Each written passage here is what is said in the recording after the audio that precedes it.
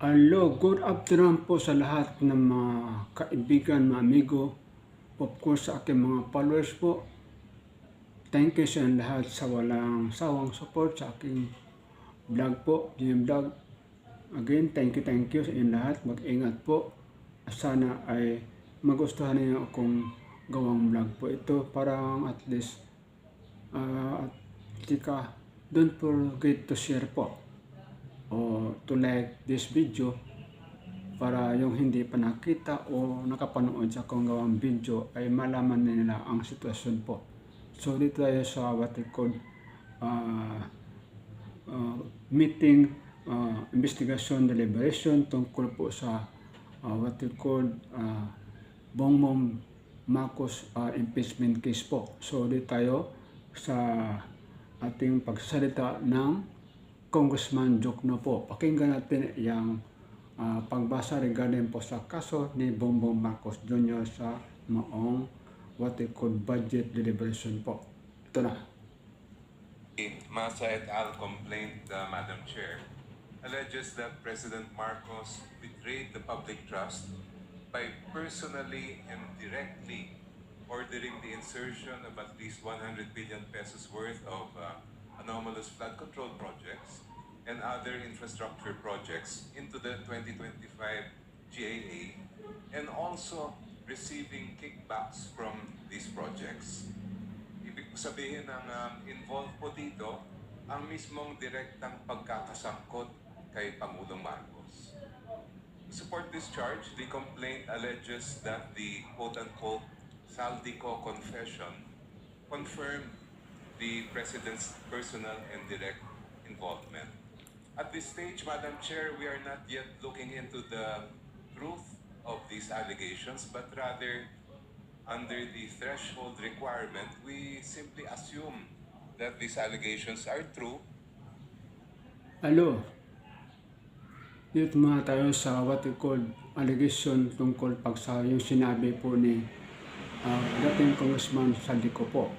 Sinabi niya direct po yung what we call the insertion tungkol po sa ating Presidente Bongbong Marcos. Yan po ang sinabi ni Saldico. Kaya nga, kung pagbasyan po, wala po itong sufficiente dahil po nga all these words being hearsay lang po. Wala itong under oath o pagpirma, kaya wala itong matibay. Sabi ng mga kongresista katulad ni Jokno po. Kaya nga, hindi ito sufficient ang katibayan po regarding po sa kaso nito dahil nga all the Saldico is only heresy po. Yan po ang sinabi. So, time out na regarding po sa what we call pagtanggal po sa pira ng PhilHealth po. Sino ba dapat ang managot po dito? Pagtanggal ng pira ng 60 billion po nilagay po sa National Treasury po ng Pilipinas po. Dito po nilagay ang pira ng PhilHealth na 60 billion po. Yan po. Aside from that, mayroon pang tinatawag na pagkuha din ng 107 billion po sa PDIC, yung insurance ng bangko po. In case may problema ang bangko, yan po ang PDIC ang mag-control o managot po sa problema. Sa mga problema regarding sa what we call kung may bangkong masira po. So, yan po ang daming pera po. So, may isa pa, yung pagbinta ng 20 tons of gold po. Nagbinta si Bongbong Marcos ng 20 tons of gold. Then, aside from that, meron pa yung budget sa military sa 2025. Instead of 50 billion po ang budget, ginawa niyang 35 billion po. Binawasan ng 15 billion po. Tumataas ng bilihin ngayon, nagbawas pa ng pira. Ganyan po kadaming pira ang natanggal po o saan nilagay na treasury po yan. So, continue tayo ulit sa balita.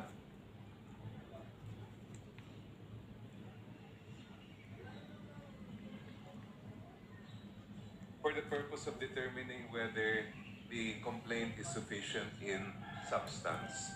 And I respectfully submit that given that standard, that these allegations are assumed to be true, the complaint, insofar as the third ground is concerned, does satisfy the threshold standard of sufficiency in substance.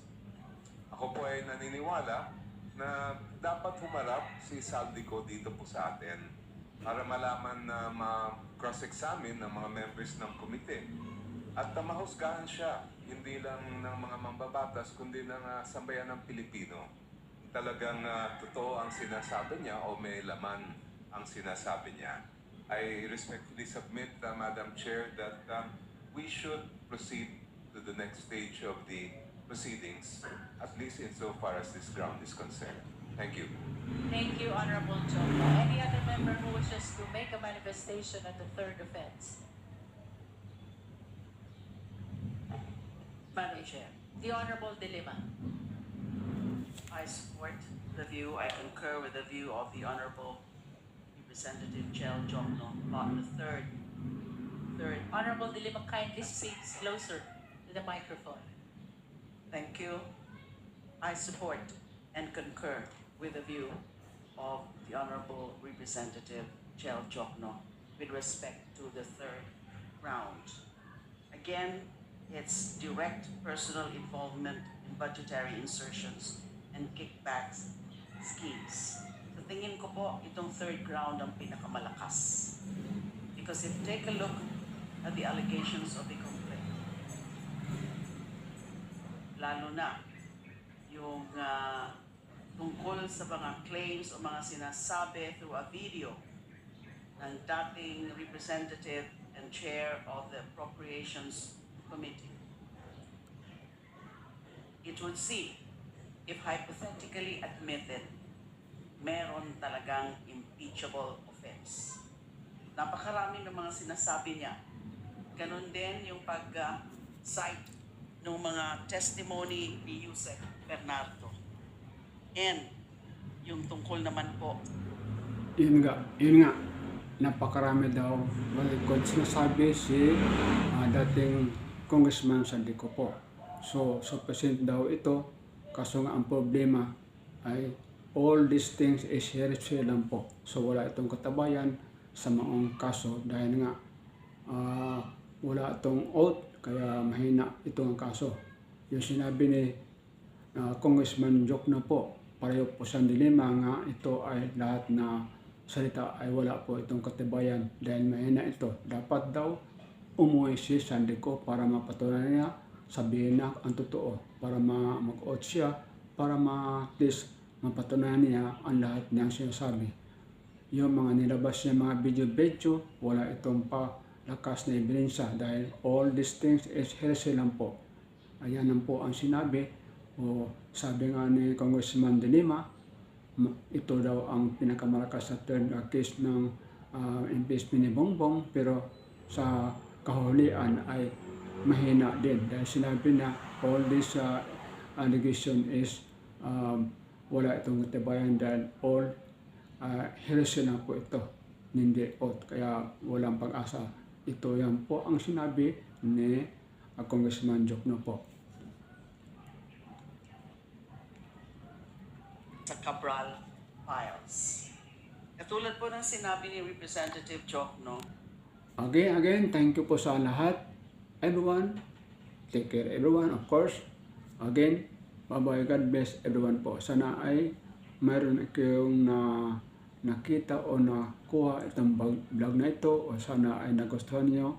Don't forget naman to like, to share po, at least mayroon tayong maibenta sa iba po. Again, thank you.